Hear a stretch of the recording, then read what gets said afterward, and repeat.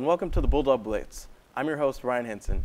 Today we're looking at Butler's upcoming indoor track and field season. I have two guests today, junior sprinters Alex Berry and Thomas Brueggemann. But before we get started, let's jog over to the track and get a preview of the indoor season.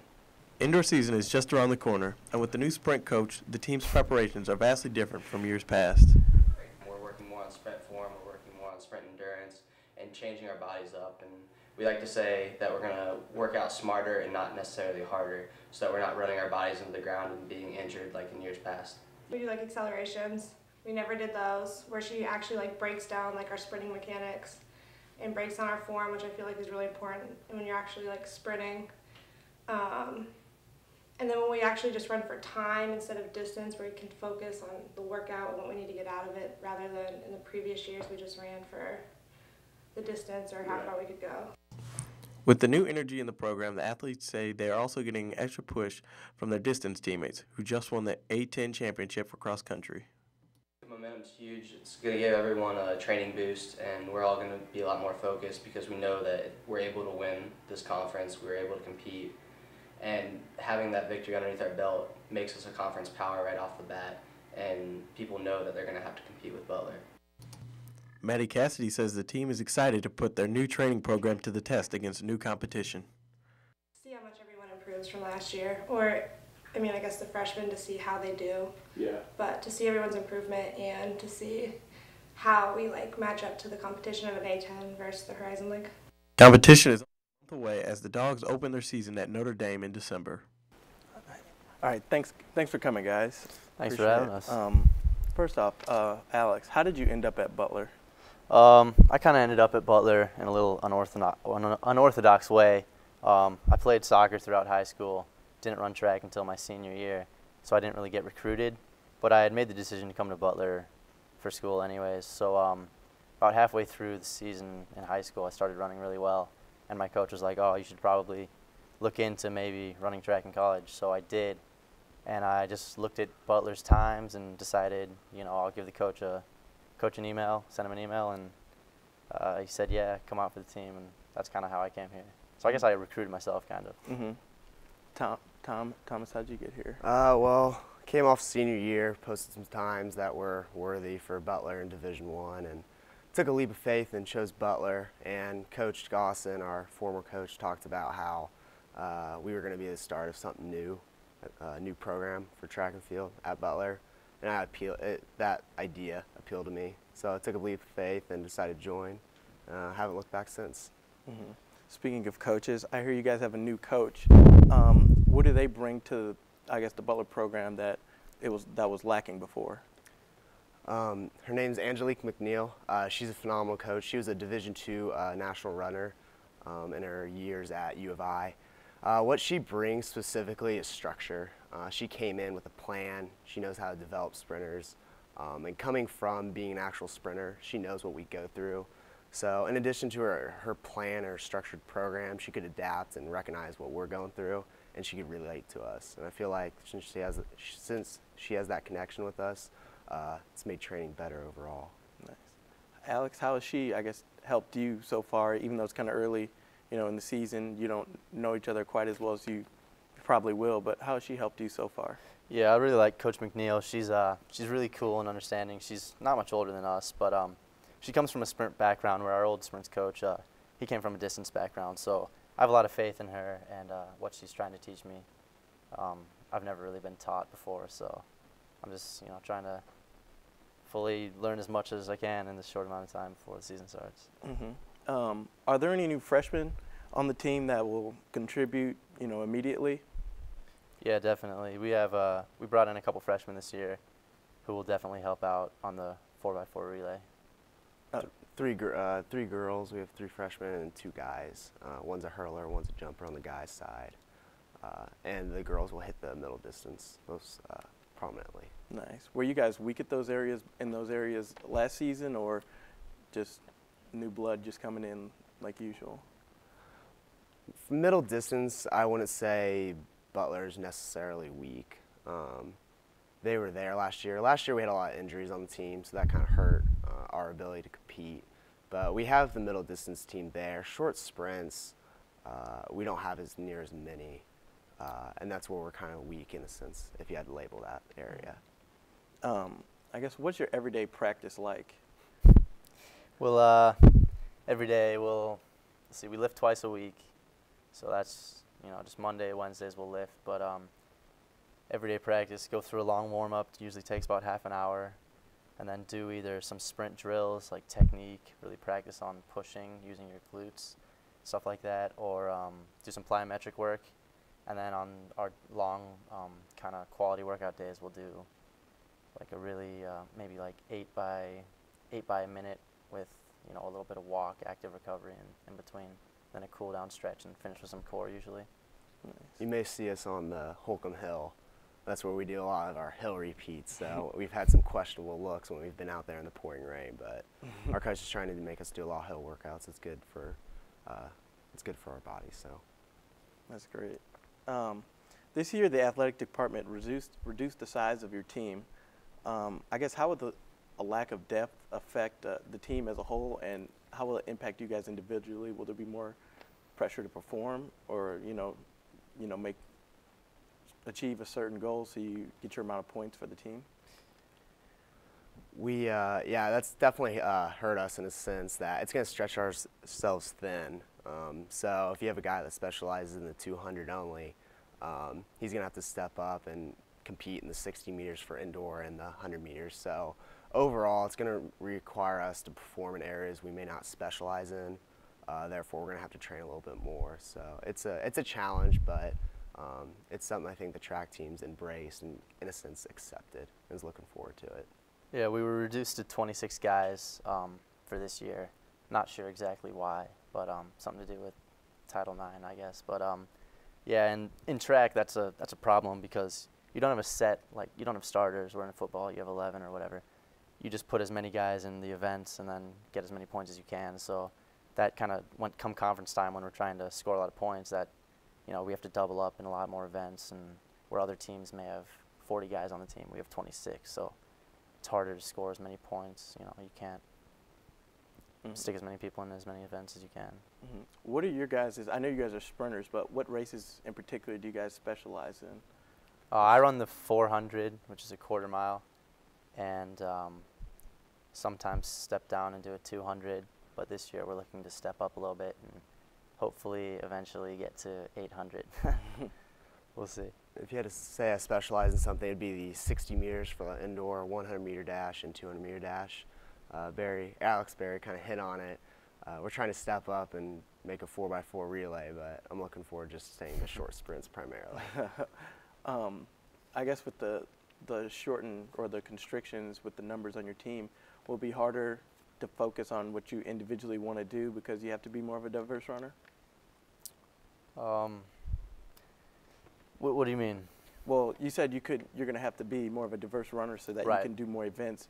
Well, I guess, will it be harder to focus because you want to do the 400? Right. Will it be harder just to focus on 400 running because you have to do maybe the 800 and the 200? Or? Yeah, I mean, come conference time, we'll have to definitely look at schedules, and maybe in a normal conference you'll just have your 400-meter runner run a 400 and then a 4x4, but I might have to run a leg on the DMR, which is a relay on the 4x4. They also have an open 500. I'll probably be running that. So, we'll probably have to step up and run one more event than we want to. I agree. We're going to have to adapt. When you progress through the season, you have unexpected injuries, for instance, and that may make ourselves stretch thin even more. So we just have to adapt as a team and recognize that we will have to plug those holes in the conference meet sometime with other runners. Let's switch gears for a minute. What are your upcoming expectations for the Atlantic 10? Atlantic 10, well, first off, I think it's a great move. I'm glad and honored to be in Atlantic 10. It's a nice switch from the Horizon League. But with this prominent switch, it's definitely, it's very serious in the sense that competition is very stiff. We kind of benchmarked ourselves, I think, last week or the week before. We evaluated Butler records, our personal records, and what the A10 is currently running. And on the short sprint side, you obviously have those top 2 or 3 runners that are very, very good. And in a sense, they're locked positions, but evaluating our personal best, short sprints and some middle distance, we're going to compete, and that's the exciting thing. We're right in the middle of the pack.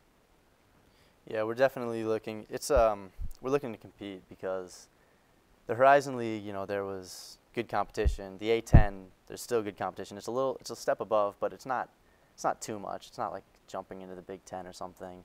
But the main difference is that it's a lot deeper. There's a lot more athletes running the top times that were in the Horizon League. So we can still compete. We just need to stay healthy and keep training hard, and we'll be all right come conference time. That's great. I guess not all the Atlantic 10 teams welcome the men's the cross country team. I guess how is the track team perceived with your peers in the Atlantic 10? I don't really know how we're perceived among the other teams in the Atlantic 10. They can obviously look up times.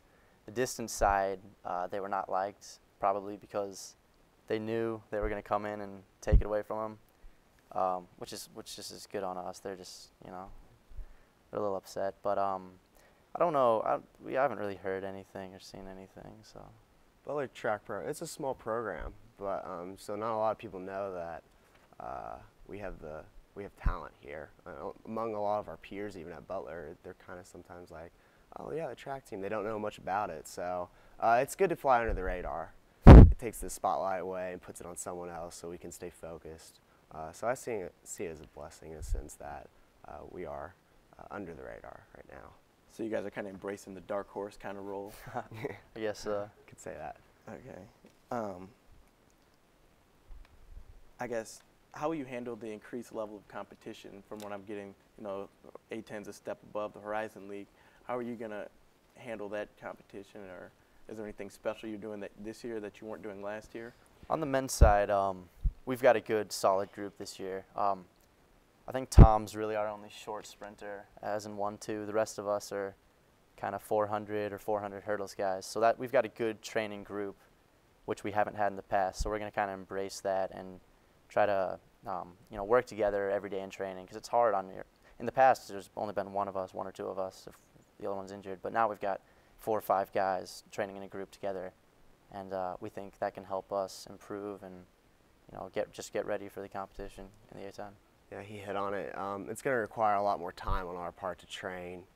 So in a sense, time management skills will be of the essence, because what athletes have to juggle is not only their involvement, but academics and athletics. They're going to have to put more time on the track to be able to compete at the A10 level, which we're expected to do. So overall, it's just going to be a bigger time commitment, and we have to balance that out. Nice. I hear you guys have a new track down there. Will the new track improve your performances, or are you? I think the main thing the new track brings is it'll keep us healthy. It's a softer surface. The old track was very hard, and your body takes a lot of kind of pounding when you're running on it. So it's a softer, it's nicer, it's a very good material. So I think it'll just help keep us healthy. Yeah. Well, I don't know if you walked down the track our freshman year, but it was not a quality track, to say the least. So we're fortunate to have a new track, and overall it's going to keep us healthy. It was like running on concrete. Mm-hmm. And the force that we generate as sprinters, even middle distance sprinters, our bodies take a pounding. One last quick question here before we have to wrap up. I guess, how are you guys planning to improve upon the momentum that the men's cross country team is bringing in after their A10 championship? The team, we're around, even though we train separately, we still see them around, and because they're a part of the track and field team, they're not two separates come indoor season, outdoor season. They want us to do well, so they bring a sense of motivation. Seeing them succeed, in a sense, inspires us, and that's motivating. Yeah, we hope to take the momentum they brought in, and we open up in early December, and then we kind of have a break over Christmas break, but when indoor conference comes, we want to, we don't know where we'll fall, because, obviously the 26 limit hurts us a little bit, but we want to place as high as we can in the A10, and we think we can be up there. Thanks. Well, thanks, guys. That's all for this week's edition of the Bulldog Blitz. Now it's time to sprint over to Beth Wurge for the Blitz scoreboard. Thanks, Ryan. I'm Bethany Wurge, and this is your Bulldog Blitz scoreboard. It was a huge weekend in sports for Butler this past week. First off, the men's and women's cross-country teams both made history, winning the first Atlantic 10 conference titles in Butler history on Saturday. The women were led by individual champion Katie Clark, while junior Tom Anderson led the men's team with a third-place finish. Including Horizon League, this is the 15th straight conference title for the men and the 11th in 13 years for the women. The last JV meet will take place this Friday in Bloomington at the Hoosier Invite, while the next varsity meet is the NCAA Great Lakes Regional on November 9th in Madison. The football team defeated Davidson this past weekend 31-20 to remain undefeated in the Pioneer League. Junior Trey Heater rushed for a career-high 231 yards, scoring a pair of touchdowns to help lift Butler to 6-0. The team will host Jacksonville for their last home game of the season this Saturday, November 3rd at noon. Men's basketball welcomed Marion to Hinkle on Saturday afternoon for their first exhibition game of the season, defeating the Knights 62-40. Junior Kyle Marshall and freshman Kellen Dunham had 12 points each. U-Indy will come to Hinkle for the next Dogs game on Saturday, November 3rd at 2 p.m. The volleyball team also brought home wins last weekend, defeating Fordham 3-0 Friday and Rhode Island 3-0 on Saturday. They next welcome LaSalle to Hinkle on Friday at 7 p.m. and Temple on Sunday at noon. Men's soccer looks to bounce back from a 1-0 loss to in-conference foe Charlotte last Friday. They will be traveling for the rest of the season, next visiting St. Louis this Sunday. The women's team will also travel for the rest of their season. They defeated Charlotte 1-0 Sunday, the lone goal by freshman standout Sophia McInone in the double overtime. They travel to Rhode Island to face St. Bonaventure for the Atlantic 10 Conference quarterfinal tomorrow at 1:30. Swimming will be in two different places this weekend. Saturday's meet will be in Geneva, Ohio against Xavier, Duquesne, LaSalle, and St. Bonaventure, while Sunday's meet will be against Youngstown State at noon. The women's golf team placed 5th of 11 at the Evansville Invitational this past weekend, with sophomore Isabella Lambert posting a top 10 individual finish. And last but not least, Kentucky Wesleyan will come to Hinkle as women's basketball kicks off their season this Friday at 5 p.m. That's it for your Bulldog Blitz scoreboard this evening. I'm Bethany Werge, and we will see you next week.